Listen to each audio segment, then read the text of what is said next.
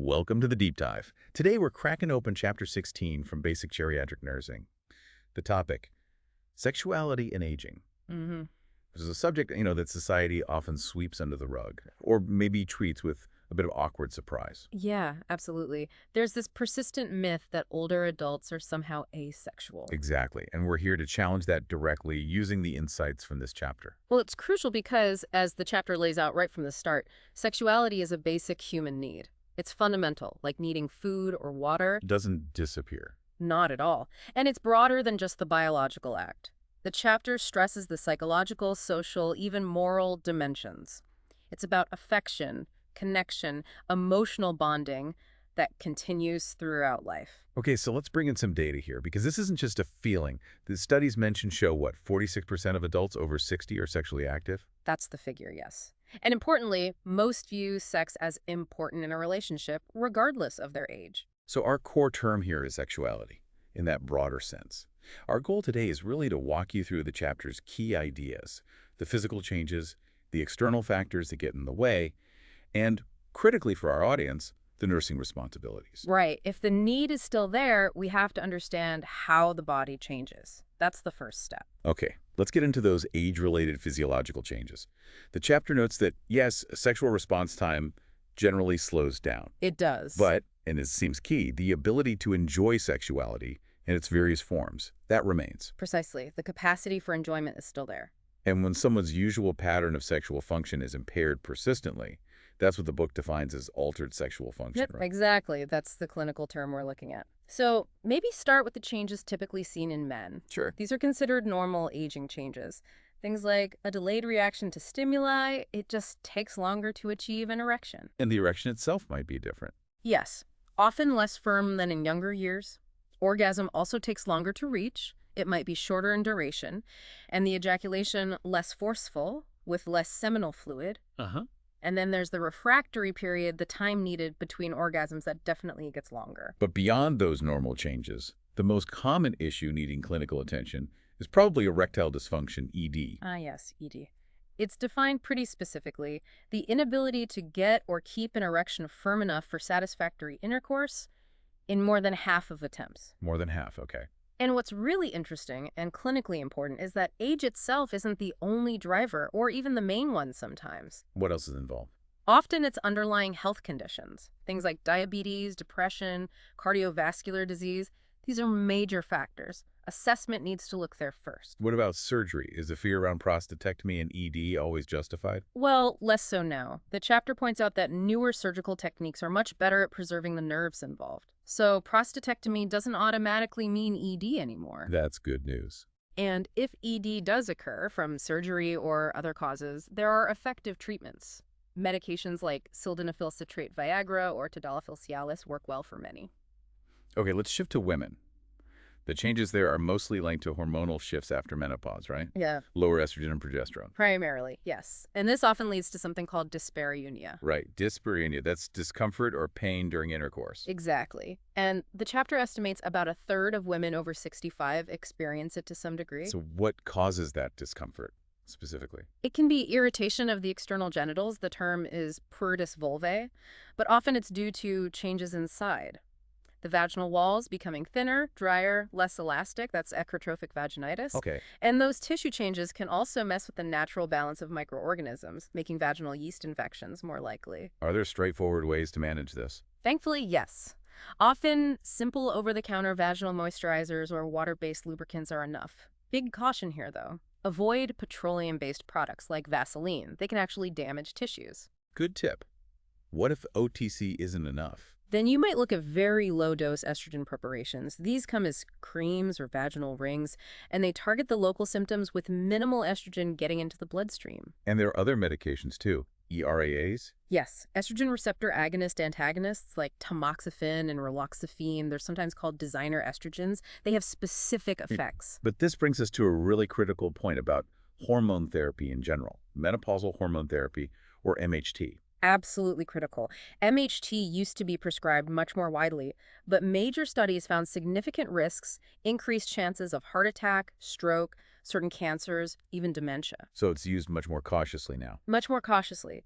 If it is prescribed, usually for severe symptoms and short term, the patient needs very close monitoring. The risks and benefits have to be weighed very carefully. That's a really important clinical warning. Okay, so we've covered the body's internal changes. But often, the bigger issues are external, right? Illnesses, medications, things that interfere with sexual health. Definitely. Sometimes it's the condition, not the age itself, that's the main barrier. Like what? Well, think about arthritis. Joint pain obviously makes positioning difficult. Or after a stroke, there might be weakness or paralysis that requires education on positioning or using assistive devices. What about heart problems? People worry a lot about that. They do. And the main issue there is often fear rather than actual high risk. The physical strain of intercourse isn't usually excessive for most stable heart patients. So the fear is disproportionate. Generally, yes, but it's understandable. It absolutely needs a direct conversation between the patient and their healthcare provider to clarify the real risk level for them. That lack of conversation seems like a recurring theme. It really is. And think about surgeries like hysterectomy or mastectomy. Yeah. Physically, they don't necessarily prevent sexual function, but psychologically, they can hugely impact a woman's feelings of desirability. That requires counseling, maybe lubrication support. And depression. Chronic depression is a massive factor. It just dampens interest and responsiveness significantly. Then there's incontinence. Right. Not a physical barrier to the act itself, usually, but the embarrassment factor is huge. People avoid intimacy because they're worried about leakage or odor, so managing the incontinence is key. Okay, let's talk about medications. The chapter mentions a whole table, table 16.1. We can't list every drug, but what are the main categories nurses should be aware of? This is super practical for assessment.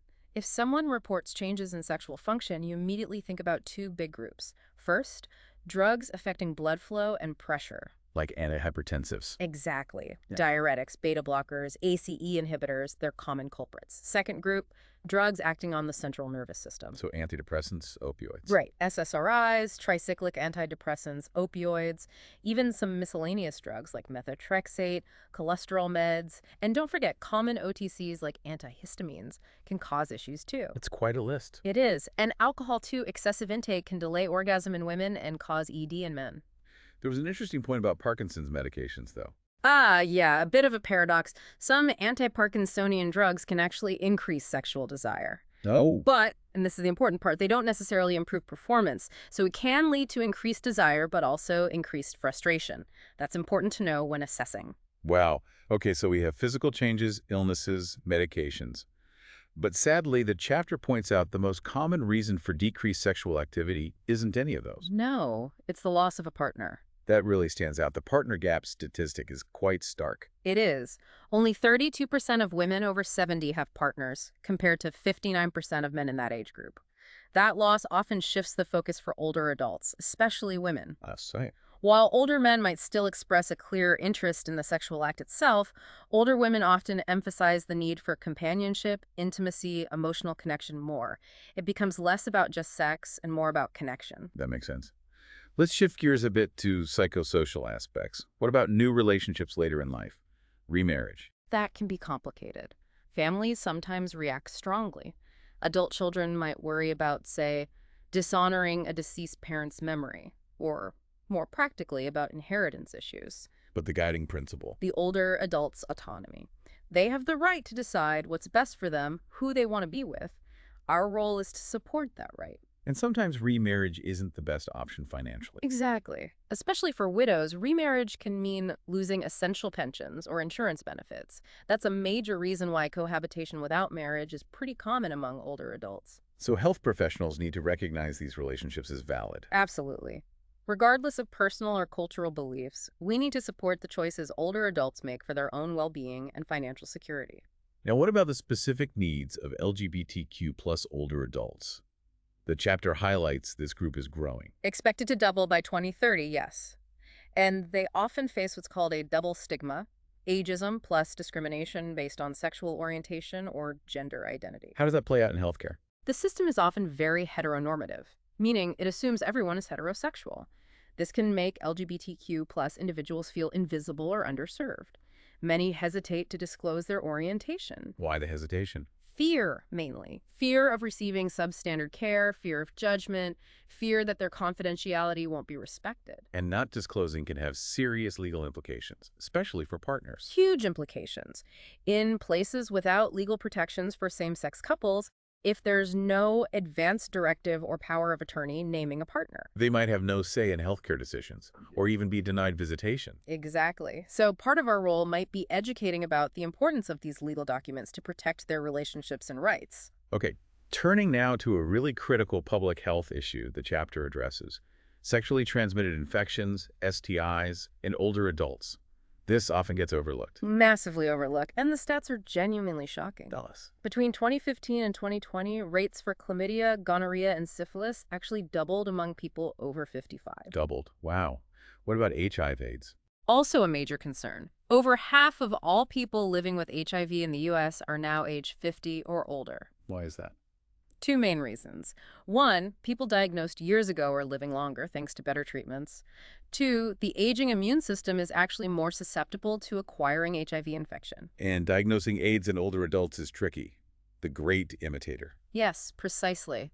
Symptoms like fatigue, weight loss, cognitive changes can easily be mistaken for normal aging or dementia or other chronic conditions. This leads to delayed diagnosis and treatment. So why this rise in STIs overall in this age group? Are they just more active? Partly, yes. They're generally healthier and living longer than previous generations. But a huge factor is that many came of age before safer sex education was widespread. They may not perceive themselves as being at risk or know current prevention methods. So targeted education is essential. Absolutely crucial. We can't assume knowledge about condom use or risk factors. This connects to the idea of rights and privacy, especially in care facilities. Right. In the community, older adults manage their own sex lives. But in long-term care, finding privacy for intimacy is a real challenge, even for married couples. But things are changing. Facilities are becoming more accommodating. There's definitely a shift. More places now encourage appropriate physical affection, hand-holding, cuddling, and there's a greater emphasis on respecting privacy, like knocking and waiting before entering a room, respecting a closed door. But there's a crucial balance, right? Protecting vulnerable residents. Always, especially when cognitive impairment is involved. Ensuring mutual consent is paramount. If one person seems hesitant, uncomfortable, or resists an advance, even from a spouse, And he has to stop. immediately, that's non-negotiable. Protecting vulnerable adults from unwanted sexual contact is a primary ethical duty. Okay, this brings us squarely into the nursing role. Let's walk through the nursing process, or clinical judgment model, as the book frames it, starting with assessment recognizing cues. The key here is a non-judgmental, private approach. You need to ask directly but sensitively. What cues are we looking for? Things like, are they currently sexually active? Are they having any difficulties, pain, discomfort, any unusual discharge? What else? Do they have diseases or disabilities that interfere? Are there emotional issues like depression? What medications are they taking? Crucially, what is their desired level of activity versus their current level? What do they see as barriers? And do they feel they have enough privacy? And the book flags specific risk factors in box 16.1. Yes, it summarizes them neatly. Loss of partner is a big one, mobility problems, living in an institution, and then chronic illness or medication side effects. Those are key things to look out for. Got it. So based on that assessment, we move to planning, setting goals. What are typical goals? Generally, we want the patient to feel comfortable enough to verbalize their feelings and concerns about sexuality. We want them to be able to discuss how aging or their illness affects this part of their life. Okay, now the intervention's taking action. What should the nurse actually do? First and foremost, create a safe space for them to talk. Encourage them to verbalize concerns. Use open-ended questions in private. Show you're willing to listen without judgment. How has this aspect of your life changed as you've gotten older? Something like that. Second intervention. Provide and protect privacy. This means different things in different settings. In the community, it might be ensuring uninterrupted time.